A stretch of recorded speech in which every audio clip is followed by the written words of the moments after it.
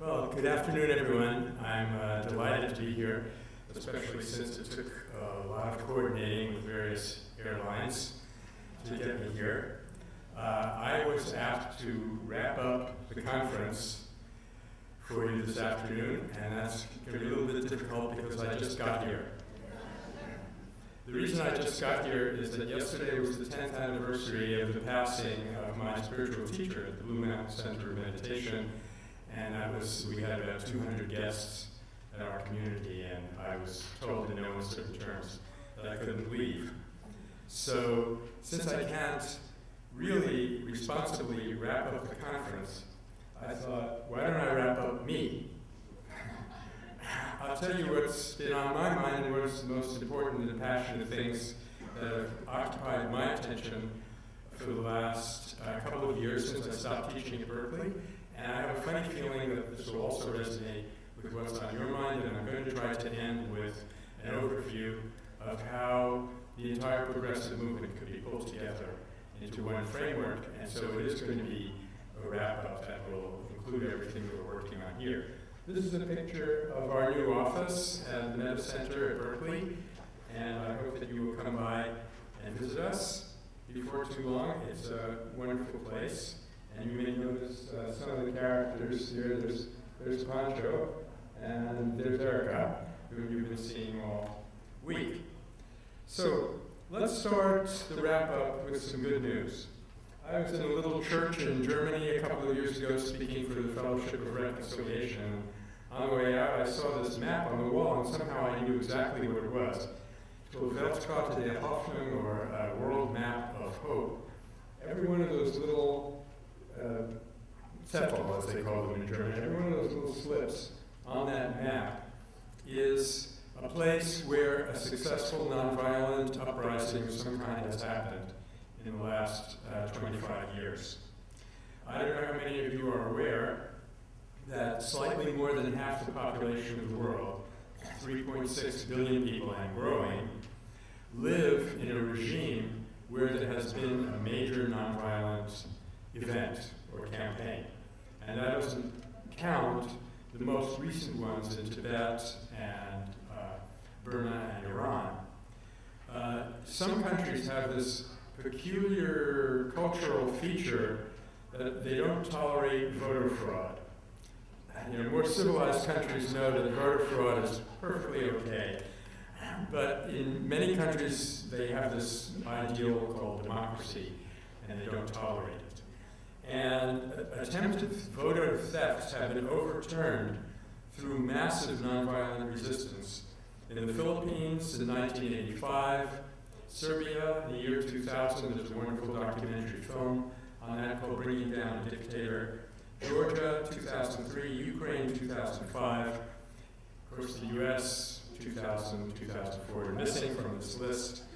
But these things are happening regularly with increasing speed and intensity and a little bit of increasing sophistication. I'm going to get to that in a while, all over the world.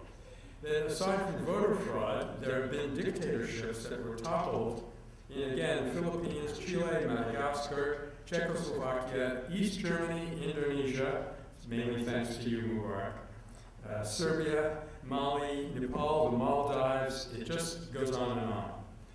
And moreover, these events where people power manifests itself and an oppressive regime is overturned is just the tip of the iceberg. Nonviolence, most of what we're seeing is what I would call non-dash violence. It's just people who decide to, for strategic or other reasons, not to use violence to get what they want. But that is the tip of the tip of the tip of the iceberg of what real nonviolence can accomplish. And I'm not saying that there aren't some sprinklings of people who decide to do what they want to do nonviolently because they believe it's the best way for humanity to go. And they believe that even though a human being is against them programmatically, that person is still a human being and should be treated as such. And when you have that attitude, that's when real nonviolence starts to kick in. So a lot of what we're seeing, even though it's so incredibly impressive in its spread all over the globe, not that the media have ever noticed it, but there is a new book by Timothy Garden Ash and Adam Roberts called Nonviolent Civil Resistance, which has just come out that documents some of these cases for mainstream readers. So all of this that's spreading all over the world just begins to give us a glimpse into the potentiality for nonviolence. Now, all this was made possible by Gandhi and King. I have a t-shirt at home which is a quote from Gandhi, and it says, "Nonviolence has come among men, and it will live. It is the harbinger of peace in the world." And I know that that t-shirt was really made in India because there are misprints. So let's ask ourselves a serious question here for a moment. Who was Gandhi? I mean, I've had various conversations recently, like in that hope tank picture that you saw just before, which leads me to think that we really must try to understand who he was, what he accomplished, and how we can use it, how we can imitate it, how we can grow into the power that he manifested. There's a wonderful documentary that was made by the BBC, and I think that in itself is significant because Gandhi had just finished driving the British out of India, and 10 years later they made this wonderful documentary about him. It's called Gandhi's India. And in it, they interview a lot of people who worked with or knew Gandhi, and they have this wonderful back-to-back. They asked a question of two people. The first was actually Louis Mountbatten, who was the last viceroy of India, and then a co-worker of Gandhi's who was Indian. And they asked these two people, well, who was Gandhi? Was Gandhi a saint? And Mountbatten said, no, he couldn't possibly be a saint, you see, because he had a sense of humor. So back to back with that, bang, they interviewed this Indian person who said, Gandhi was undoubtedly a saint. And to me, this kind of puts in relief the confusion about who Gandhi was. Was he or wasn't he a saint? Now, this kind of confusion can be deadly serious. If you remember the history of Christianity going back over 2,000 years, rivers of blood were shed, whole communities were wiped out because people could not decide, was Jesus man or God or somebody in between? Was he just pretending to die on the cross, et cetera, et cetera? Ray and I had an interesting conversation about this coming back to the airport, but we didn't kill each other. That's the difference. So this can be a terribly serious issue. And I think part of the problem with it is this polarization when we come into an either-or framework and we have to decide, was Gandhi a saint or was he not a saint? Was Jesus a man or was he not a man? Was he a God or not a man? Or not a God? And I remember my friend Houston Smith, who is probably known to many of you, he's a wonderful religion scholar, saying to us one time when he was teaching for us at Berkeley, the universe can count higher than 2. In fact, it can count in incredibly big numbers, like Googles, things that go beyond even Googles. And so therefore, we need to break away, I think, from this polarizing either-or framework to try to understand who Gandhi was. And to do this, I'd like to introduce you to another typology that is, well, I'm sorry, there's another slide I wanted to share with you on nonviolent and non-warring cultures. Some funny spelling going on out there. But these are places where there are indigenous groups around the world who have been practicing nonviolence forever. But I want to get over to a different way of thinking of what a human being is and what a human being can be and what our potentials are. And this is kind of a ladder, if you will. It's very hierarchical with the highest imaginable or not imaginable reality at the very top, the all-encompassing Brahman, which we cannot define. The minute you try to say something about it, you blew it because you limited it in some way. Then, somewhat lower than that, in some ontological sense, there is a person's individual concept of God, be it, Krishna or Jehovah or what have you. And then in this group here, we have human beings who walk the earth like us, who climb this ladder from being a person like us to breaking into something called God consciousness. And even within that group, there are some who are considered to be avatars, which means they're complete manifestations of the supreme reality in a human person. And I've highlighted a God-conscious human being in this category, this hierarchy here, because I believe that this is how we should think of Gandhi. He was a human being, like the rest of us, but he managed to break into something, and I'll get back to that something in just a second. There were those who thought that Gandhi was an avatar. There was an Indian who was quoted before the assassination who said, God sends a Mahatma Gandhi every 1,000 years.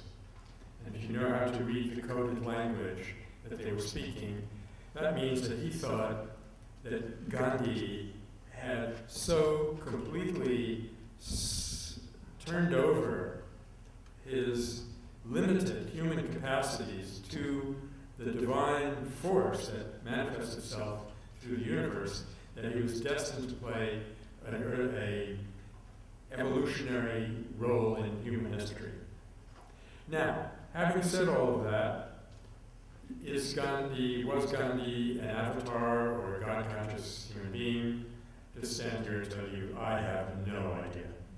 This is all so far beyond me that it would be ridiculous for me to pass some kind of judgment. But it doesn't matter. What it matters is that let me back off and put it this way. There is a great power for love and wisdom wrapped up in every one of us. And I had just written this when I looked at a bookmark from the Blue Mountain Center from my teacher at Gandhi. I'm going to get back to that at the very end. And this bookmark says, in every human being there runs a river of love and wisdom. And in an ordinary person, like the guy who's talking to you right now, there is enough of that power to overcome much of the evil in the world. But the expression of that power is blocked. And what blocks it is a psychic entity or a process that was called ahankara or I maker in India. And we, not to put too fine a point on it, this is our ego. And you know perfectly well why ego is such a powerful force in the world today. I don't know if you can read this cartoon. Somebody meeting a friend at a cocktail party, has this huge sign in front of it says me. And what he's saying to his friend is, I'm in advertising. Well, if you live in North America, you're exposed to between 3,000 and 5,000 commercial messages a day. Now, I thought this figure was a ridiculous exaggeration, but I gave it a little test walking uptown on 6th Avenue in New York between 24th Street and 34th Street, and my statistics show that, if anything, this is an understatement. So we're exposed to this barrage of commercial messages, buy this and buy that, and underneath every one of those commercial messages, there is an assumption that you are a separate, finite entity, and finally, that your happiness can be purchased at the expense of somebody else's unhappiness. This is a bulletin board. I knew I was doing a dangerous thing to pull over on the road into Petaluma the other day, but I had to get this into my camera. Our pain is your gain. This is not a win-win concept. The idea here is that if I'm selling something cheap, I'm losing, you're winning, and I should actually rejoice in the fact that you're suffering because that means that I am somehow advancing. In other words, the point I'm trying to make is every one of these commercial messages has embedded in it subtext, as we like to call it in the university, an underlying message of separateness, of egotism. So naturally, this blocking of that power of love and wisdom is more difficult in today's world. And I want to share with you at this point a marvelous quotation from Albert Einstein. He wrote this to a rabbi who was absolutely disconsolate because his wife had died. He couldn't get over it. He wrote to Einstein, and Einstein wrote in this quote, which I imagine many of you are very familiar with. A human being is part of a whole called by us the universe, a part limited in time and space.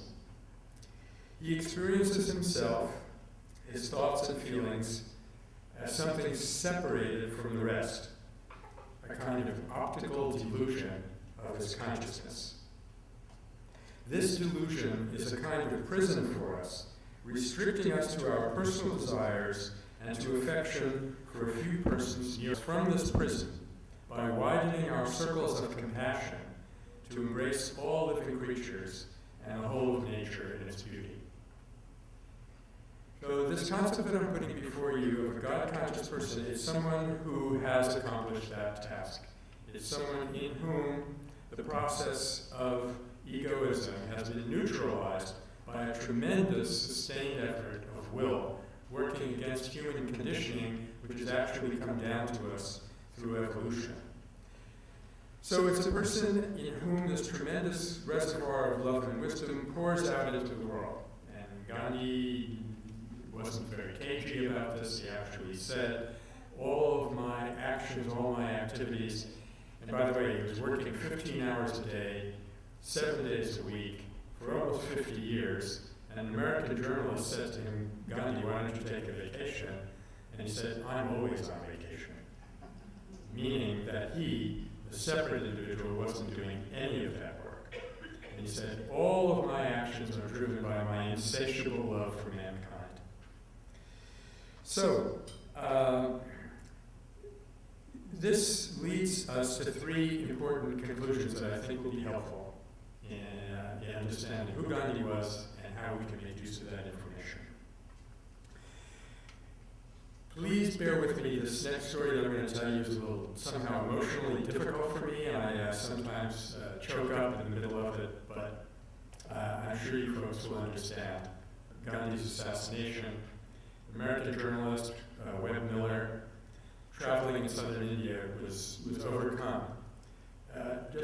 He had never been in a situation where 350 million people are experiencing such a convulsion of grief that the atmosphere was just thick with it.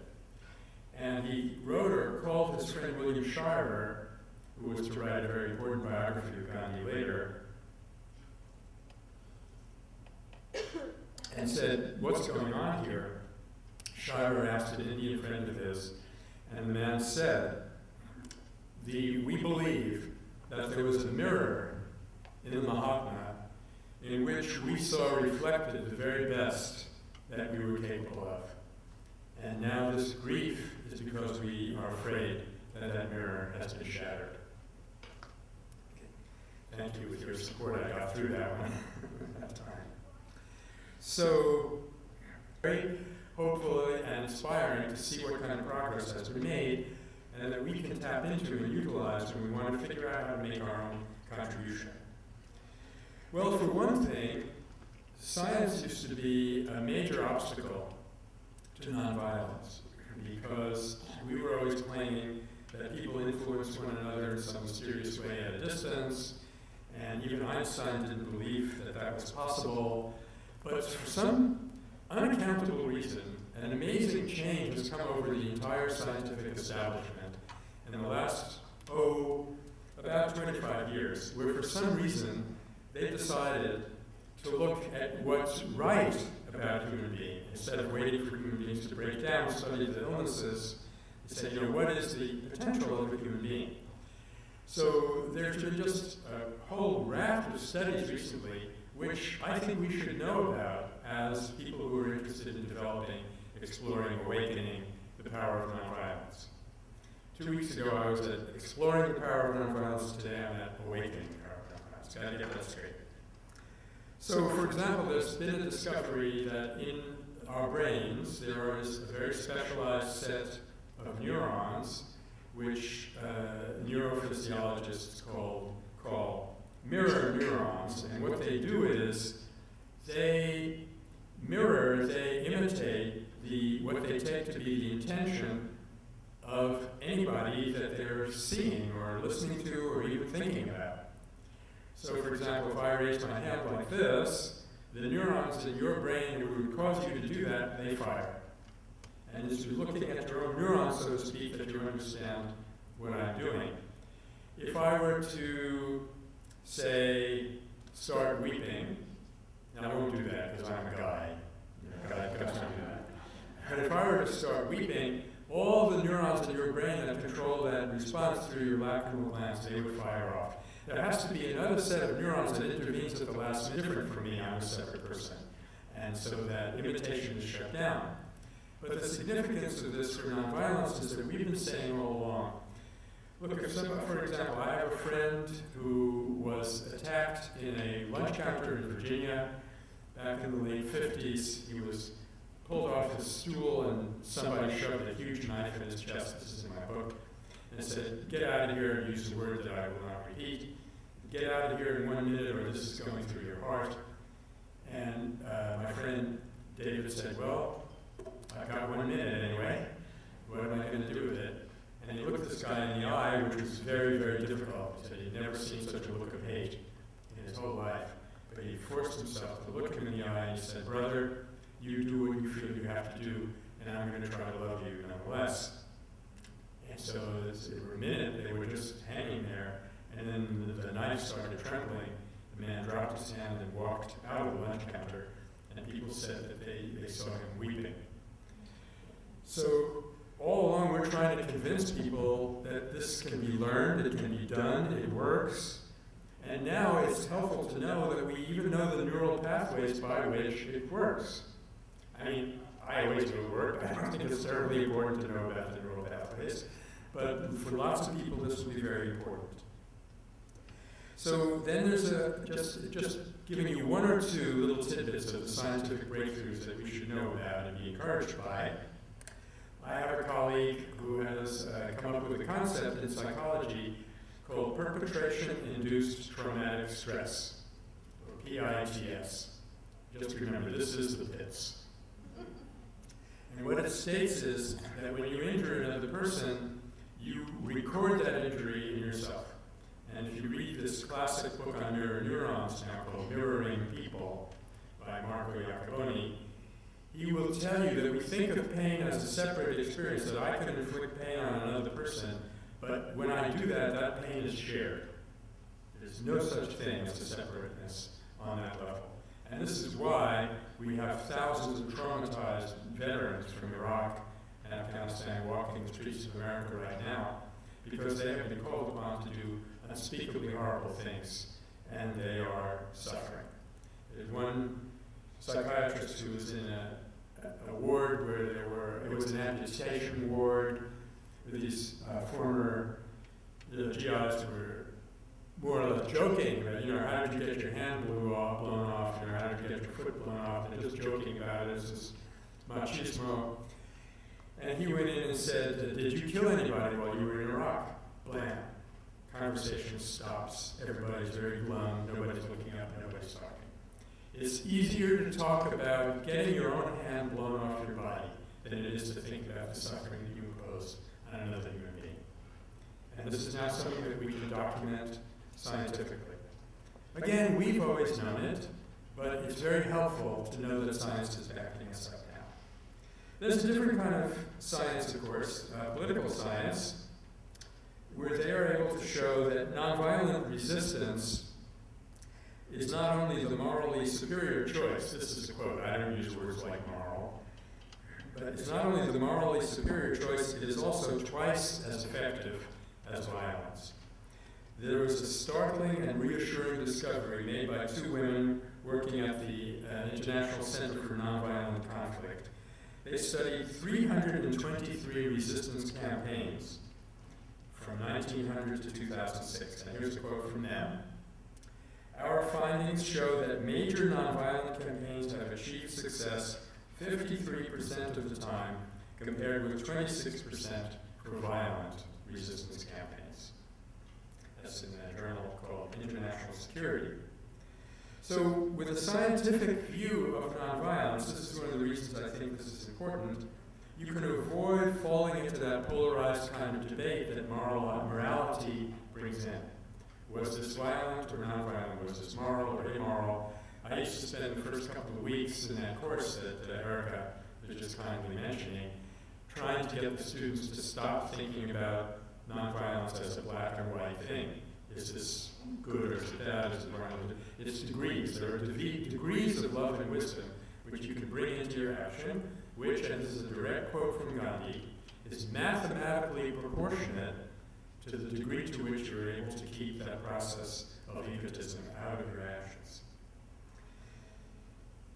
At one point, Gandhi had to come up with a really tricky solution, a very difficult problem. He was imprisoned, and it was his practice not to get involved in political activities while he was in prison.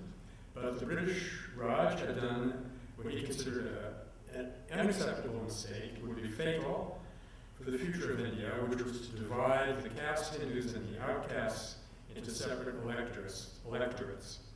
He felt this was vivisection, it would destroy the country, he had to do something about it. But he was wrestling, what should I do, what should I do?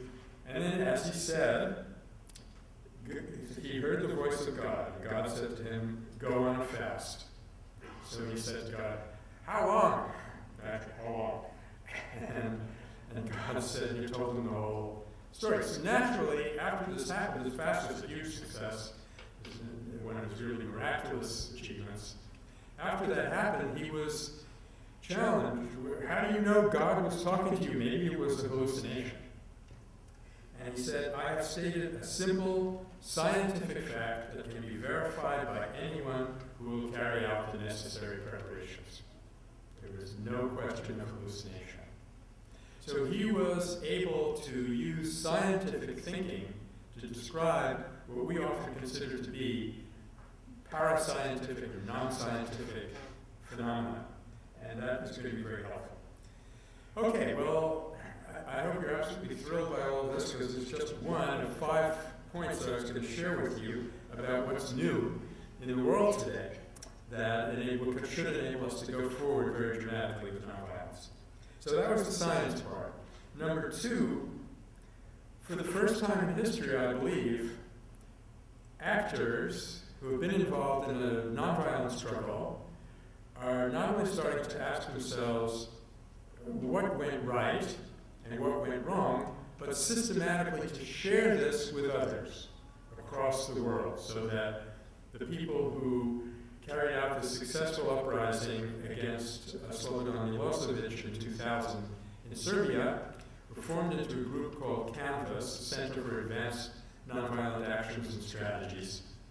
And they actually were there in Georgia communicating information about how to do this kind of thing.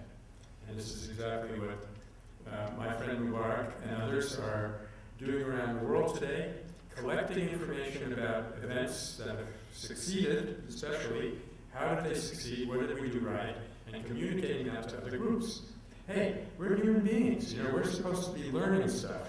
And as we were just saying recently in our education workshop, it's very, very rare, except in Indonesia, to have courses on peace and nonviolence in the standard curriculum.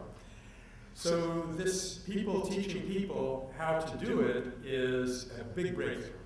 And I myself didn't realize until fairly recently that there was a regular DNA exchange of satyagrahis who had been in Gandhi's campaign in India and civil rights workers in the United States. A lot of African Americans, well, not a lot, but enough, went to India to find out what they were doing. A lot of Gandhians came to America to give talks. There's a book called Raising Up a Prophet by Sudarshan Kapoor that tells this whole story, which even I didn't know. This is the difficulty that we're facing in nonviolence. Okay, so science is on our side by and large, at least if we make it such. Systematic learning is starting to take place, which is just huge. There are new institutions being developed. One of my favorites is civil, nonviolent third-party intervention. It has various names. third-party nonviolent intervention is what I like to call it. It grows out of Gandhi's Shanti Sena idea. And this is the thing where groups of volunteers will go to a country where there's a severe conflict and intervene in some helpful way. They'll offer their good offices. Just by being a third party, they change the psychological makeup of that conflict. And if necessary, they do what's called interposition, where they get in between parties that are about to conflict. I remember being on Berkeley campus in 1970, and the students were very exercised about what was then called the ROTC. Because the students didn't like the ROTC, the administration changed their name. So now it's military affairs. They were completely fooled. But at this point, it was still the ROTC, and a group of students decided that they were going to attack the ROTC building. So they went marching down to the ROTC building armed with stones. So outside the building, you have these not very sophisticated, idealistic, naive, somewhere in between students converging on Callahan Hall. Inside Callahan Hall, you had all these ROTC students with Garand rifles. And it looked like it could have been pretty grim. But, hold on, hold everything, stop presses. There was a little group that's called Berkeley Students for Peace. It had been formed a week before, and it disappeared a week afterwards. They came trotting down and they stood in between the advancing students in Callahan Hall. And they said to the students, hey, you throw stones, you're going to hit us. And they said by implication to the soldiers, the ROTC cadets inside, you do anything toward those people, you're going to hit us. The conflict was completely defused. It was a great opportunity to then take another step and get the two groups together, but that was way too smart for Berkeley. But my point is this, that since Gandhi's time, we have even invented or implemented new institutions based on some of the ideas he had, some that he didn't even have. Fourth, because there's this big global spread around the world, it means that different formats are coming up for nonviolence, where we're beginning to realize that every indigenous culture has its characteristic ways of dealing with violence, and we should be knowing about that. And finally, the old civilization that is preventing nonviolence from happening is starting to crumble, if you ask me. In 1909, which is exactly 100 years ago, people were asking Gandhi, what are we going to do about Western civilization? You know, they hadn't gone to Berkeley yet, where people stood around saying, hey, hey, ho, ho, Western civ has got to go. But they were asking that question, and he said, you don't need to do anything about it, because it's so full of contradictions, it's going to collapse by itself.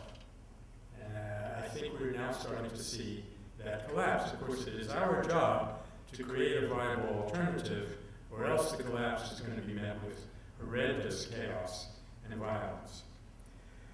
So what can we do as individuals, given what I've just been saying, what can we do to facilitate this groundswell of violence which is coming up qualitatively and quantitatively?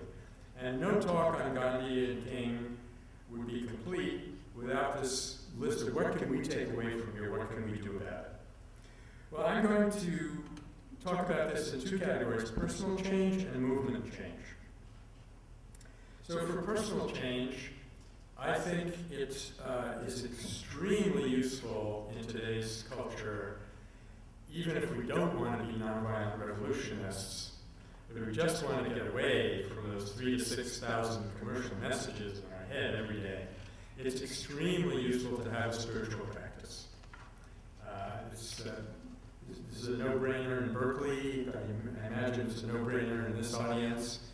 But Thich Nhat Hanh, Dr. A.T. Aryaratne, and many other prominent nonviolent activists have said that, okay, you may, quote, believe in nonviolence, but when you get out there and police are coming with their clubs or whatever, unless you have some meditation practice to convert your anger into creative energy, your nonviolence is going to fall apart.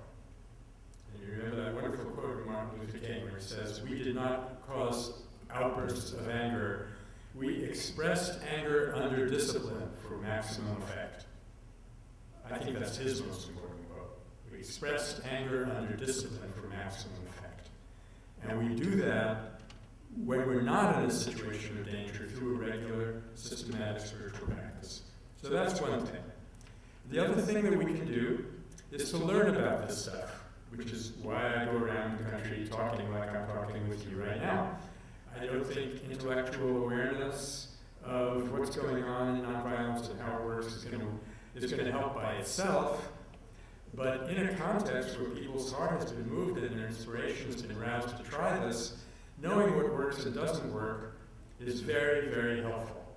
And that's a large part of what the Metta Center tries to do. We try to get in touch with, say, La Honf or the movement in Iran, and see if we can help with some insights based on what we've gleaned from studying nonviolent action around the world. Say, watch out for this, watch out for that. It was heartbreaking for me when the uprising in Burma went downstream by deciding to go around shouting, well, they hung a little sign, a picture of Ne Win, the dictator, on dogs, and they had people kicking the dog to show that they didn't like the dictator. That's just so easily avoidable. So learning about nonviolence, I think, would facilitate this shift. And thirdly, we can practice it. And you don't have to be in a nonviolent uprising to practice it. You can practice it with your bus driver, with your partner. This is an all-pervasive force, and you can learn how to implement it in every single aspect of your life. So those three things will really maximize our potential as a nonviolent presence in the world. So what about the movement as a whole? I have another quote here from a scientist from not far away from here, North Carolina, who I like very much, Sally Gurner, who said, "We are on the edge of a very large change in both science and society. Many people in many fields are already making important contributions toward this change. The need at this point is to find coherence and a logic that helps pull all these contributions together toward the goal that we all seek." So, let me quickly now take a look at what that overview might look like. Yeah. You're trying to get me back up. Yeah. This is the world as it's being lived now without Gandhi. It's based, the entire world, I have to go quickly here so I can't stop to convince you of each of these points, but I'll just blast through it. It's based on an unreality. It's based on an assumption that we are totally separate from one another, from the environment. That's such a lie that no viable system can really be expected to last very long. From that unreality, we have a set of problems: racism, consumerism, war, of course, incredible poverty. I read recently that we now have reached the billion mark, or a billion human beings are suffering poverty and starvation. And you know the old acronym POSIWID. The purpose of a system is what it does. The system that creates poverty must have had the purpose, the drive in it, to exploit, to dominate, to hurt others in the beginning. To begin with, globalization, crime, and so forth. Well, what Gandhi did was to base his entire world order on an entirely different concept, which had the convenient Sanskrit word sat, which means truth as opposed to falsehood. It means that which is as opposed to unreality, and it also means the good as opposed to the wrong, the harmful, the bad. And in the course of his career, he developed a concept which would directly address every one of these problems. I can't go around the whole list, but racism, for example. He came up with something called heart unity. Heart unity means, if I want you to be happy, we are one. And it doesn't matter what differences exist on the surface. Right? On the surface, the more differences, the better. But inside, at the heart level, there has to be that unity, and that unity is felt, it's expressed as a spontaneous desire for the other person's welfare. Oh, as I mentioned, he had this Shanti Sena concept. It means peace army. He wanted groups to go into communities where there was a potential for riots, get to know the people, and be there to interpose themselves when conflict happened. And this is now going on all over the world. Here's a group in Sri Lanka. You see Shanti Sena on their shirts, and Sarvodaya, I can't get into it, but it's been going on for 50 years in Sri Lanka. These women are trained by some of these third-party nonviolence volunteers to go into different areas and to be available and interpose themselves in cases of extreme conflict. So Gandhi was the only person, I think, who brought the two big sides of nonviolence into balance. That is, construct a program, cooperating with the good, and obstruct the program, non-cooperating with the bad. And very quickly, I want to run you through a sketch of how we could be implementing this to get the whole movement into a single focus but preserve its diversity. This is another groundbreaking quote from Martin Luther King. Thank you, Roger, for the slide. We must rapidly begin the shift from a thing-oriented society to a person-oriented society. And for us, this becomes a model where we're grounded in the reality that life is one, and not in the unreality that we're all separate.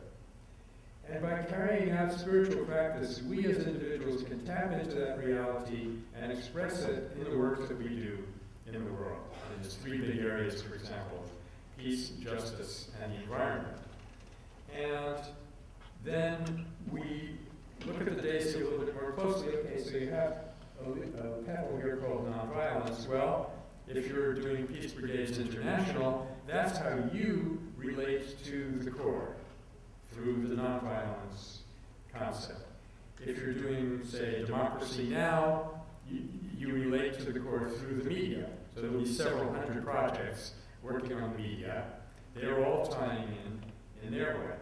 If you're working on community-supported agriculture, well, there's a sustainable food component of this whole picture. And what do we have at the core? We have Martin Luther King's quote that we must rapidly begin the shift from a thing-oriented society to a person-oriented one. And we can create something called from consumerism to community, whereas every one of us attempts to extricate him or herself, to break contact with this world of materialism and consumerism, and turn instead to networks of human relationships to find their satisfaction and their fulfillment. Okay, well, if you want to know more about this, here are three important websites, and there's probably 3 trillion websites out there right now. But this is the website for my spiritual center, yeshwaran.org. I was sharing it with some of you this morning. This is the website for the Nonprofit Center in Berkeley. This is the website for Educators for Nonviolence. And here's 3 important books. Gandhi the Man by my teacher, Eknath Yeshwaran. The Search for a Nonviolent Future, which Erica mentioned to you. We didn't get it together to bring lots and lots of copies here, so next best thing, at least you get to look at a picture. But you can order that from us through Amazon, and I have a few copies here. And I'm happy to say that thanks to Mubarak, this book has just been translated into Arabic. It's also available in a number of other languages. Okay, well, let me just leave you then with this one thought. If we make all of these changes in our personal life and in our movement activities, we become a part of that mirror which people feared was shattered in 1948. Thank you very much.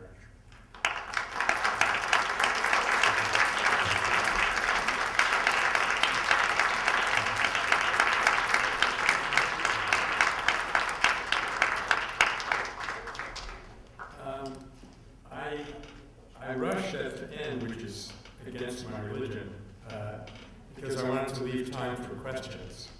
And I know we don't have a microphone. Is there anything, Jacob? The third book, I know it's a little bit out of focus. It's a little pamphlet called Hope or Terror. Hope or Terror. It's just about out of print. We're trying to get together the money to reprint it. We built this book around the fact that on September 11th, 2006, when we were celebrating the 5th anniversary of 9/11, it was the 100th anniversary of the birth of Satyagraha, nonviolent resistance in South Africa. So that's the hope and the terror.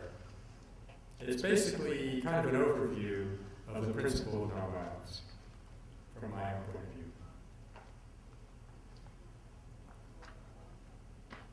Yes, thank you, Erica. It's available as a free download from our website, metacenter.org, in PDF. So you'll find it here. But we are trying to put it back in print.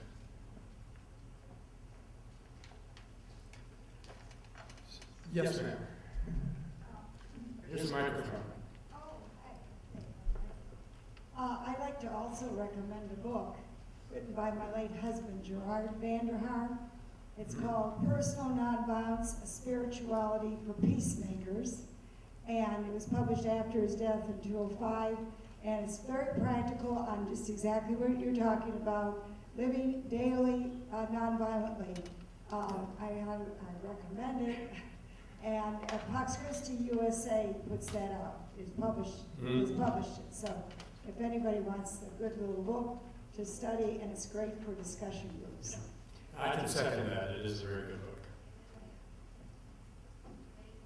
What's the name of the book again? Personal Nonviolence, a Spirituality for Peacemakers. Personal Nonviolence, Gerard Vanderhaar. Gerard Vanderhaar.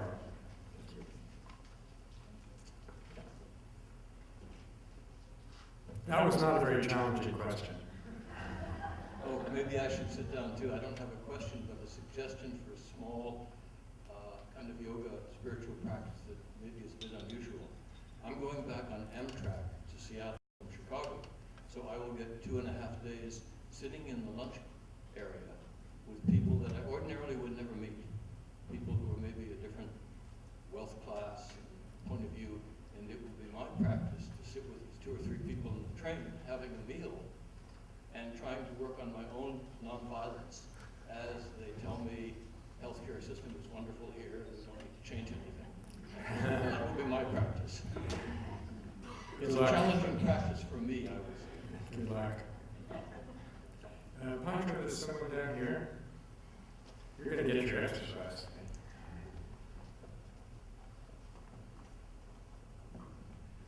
I do have a challenging question. Okay.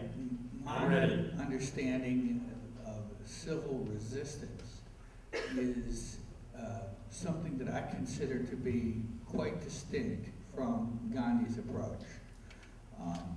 Civil resistance, as practiced in this country by people who get arrested for some higher goal, is basically the concept that people who do such actions are doing a service to the public and therefore should not have to suffer in jail. They're willing to go to jail, but they plead not guilty and they want to minimize the sentence. And I see this as distinct from seeing the goal of Gandhian form of resistance, which is to suffer in order to touch the hearts of the adversary. Civil resistance is an appeal to one's supporters. It is not an appeal to adversaries, even though these people are very polite and very admirable. But do you feel I've misunderstood this? Well, basically, I think you're absolutely right, and I've said this very often, and this is why in the personal change approach, I did emphasize learning. It's very useful because you can talk to these people and say, you don't quite grasp the logic here. And I've been in many, many conversations where this is exactly what I did. Gandhi was very explicit that if you cannot change a person's mind, you've got to reach their heart. And this just goes right along with what we were saying about mirror neurons and ideas. When you take on suffering, and Martin Luther King said, unearned suffering is redemptive. When you take that on, it changes the heart of your opponent. So I've been saying this for years. People in the movement tend to feel, I'm righteous, therefore I shouldn't suffer. But it's not a question of whether you deserve it or don't deserve it. Again, it's a scientific question of what impact it will have on the community. Now, obviously, you want to be a little bit careful with this. You don't want to use it coercively, you know, like as a baby would do if you don't give it what it wants, it cries. So we've got to be careful not to do that. But if you do it with good intentions, it's an extremely powerful force. You must learn to use it and not shrink from suffering. And one of the things that I often say to people who have that attitude is, this is ridiculous, you're suffering already. It's not a choice between, if you weren't suffering, you wouldn't be out here demonstrating, right? So it's not a choice between suffering and not suffering. It's suffering meaningfully or suffering in vain. That's what we're offering people. When you're willing to take on some of the suffering that's inherent in the situation, and you do that willingly, it has an impact that changes minds and hearts of people around you. John? I just wanted to tell everybody that Michael has an essay, a wonderful essay in the book coming out in January, How to Achieve a Heaven on Earth. So it talks about some of the very same things he's talked about in a brief fashion, Gandhi and the nonviolent methods. Yeah. So all this in heaven too. Thank you. That's where we're Hello. Hello? If you can't change the mind, change the heart, will you give an example of those words? Sure. Well, I will, let's see. I'm tempted to use an example which may not be the clearest, but it's certainly very powerful. In Gujarat in 2002, I believe, there were terrible, terrible race riots and communal riots. And these, quote, so-called Hindus were attacking these villages where there were mixed Hindu, Muslim in the villages. And very often, the men were out in the fields, and so the women, Hindu women, invited their Muslim neighbors in to protect them from these mobs who had been actually sponsored by the government. The governor of the state of Gujarat is actually classified as a terrorist by the U.S. government. He's persona non grata, will not be allowed into the U.S. This is the one time I agreed with the Patriot Act. Anyway, these mobs came into the village, and they stormed up to this house, and the woman of the house was standing there at not a house really, just one room, standing there at the threshold, and the mob said very angrily to her, "We think you're hiding a Muslim in there." And she very calmly said, "Yes, I am." They said, "Well, we want him out of there." And she said, "First kill me, and then you may enter." At which point, they turned around and went to the next house where the same scene was repeated. Interestingly enough, through 10 villages, women were spontaneously doing this. So here's a question where there's absolutely no opportunity to change the mind of these people. They're not really using their minds anyway. They're berserk. But you can still reach the heart by this suffering, which in this case took the form of extreme risk. And in my psychological understanding of what was happening here, there's obviously a tremendous amount of fear energy coming up. That if you decide not to act on that fear energy, it converts into a positive, creative force that affects the other person. Yeah.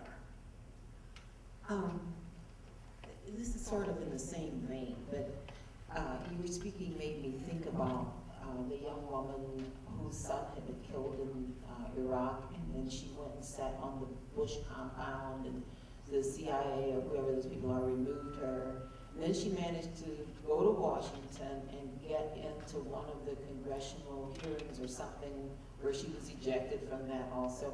And her actions were totally nonviolent. And I'm kind of wondering what happened there that didn't catch on, that either this group or other, why didn't the public support her? It was certainly a goal worth supporting. Well, again, that's why I emphasize the learning part of it. I mean, we believe that soldiers have to have a strategy, that we don't actually have one in Afghanistan. We just send in more and more and more. But we somehow don't believe that a nonviolent actor has to think strategically about what are the forces and where are the leverage points and so forth. But we do. We have to think, is this the right point at which we should intervene?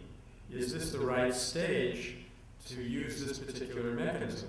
One obvious example that we see a lot, people don't get what they want, immediately they start fasting. Well, Gandhi said there are basically 5 rules for carrying out a successful fast. And one of them is it has to be the last resort. You have to have tried everything else because it is the most powerful weapon in your arsenal. But we just burst into it not knowing that we're like 3 or 4 stages down the road from where we should be. So just because you do something non-violent, meaning that there's no physical violence in it, it doesn't mean, A, that you've converted your own heart to love for your opponent, which is a matter of degree and is a fiendishly difficult thing to do, and B, that you're carrying this out strategically with the right means at the right time. So that's, I think, because I totally believe what Gandhi said, that there is no such thing as failure in nonviolence. If you failed, it's because you failed, not because the nonviolence failed. And in this case, I think it would be a failure of strategic understanding. Well, I mean, I'm not blaming anybody. It's perfectly understandable why a person should feel frustrated and try to express themselves in that way.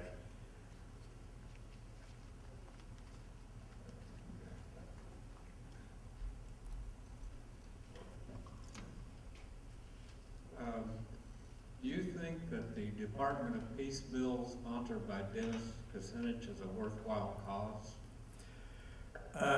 Yes and no. I've made myself slightly unpopular in those circles by pointing out that we've done this before. The attempt to create a United States Institute of Peace, it went south in a very disappointing way, and it became part of the problem and not part of the solution. So I've always said to Dennis Kucinich and those people, we want to be very careful that we build in a fail-safe mechanism that it cannot be co-opted, the way the USIP was co-opted. I also think that real change is not going to come from above. It doesn't mean we shouldn't do it, and I'm perfectly willing to cooperate with it and give it some energy. But I think by itself, it can't get anywhere. It can't make a permanent, lasting change. Normally, any successful change from above has been forced from below. Like you remember President Obama saying, okay, now you put me here, now force me to do what you want. You remember, I think, who was it? JFK said to Martin Luther King about something that he wanted to implement. He said, that's a great idea, now go out and force me to do it. And that's exactly what he did. He went out and did all this organizing in the streets and kind of forced his hand. So while I don't think that there's anything wrong with that approach, I don't want to spend the rest of my life working on it. Other people want to work on it, that's fine. But I've taken on a much more difficult job of trying to figure out how to grow this thing up from the grassroots through personal change,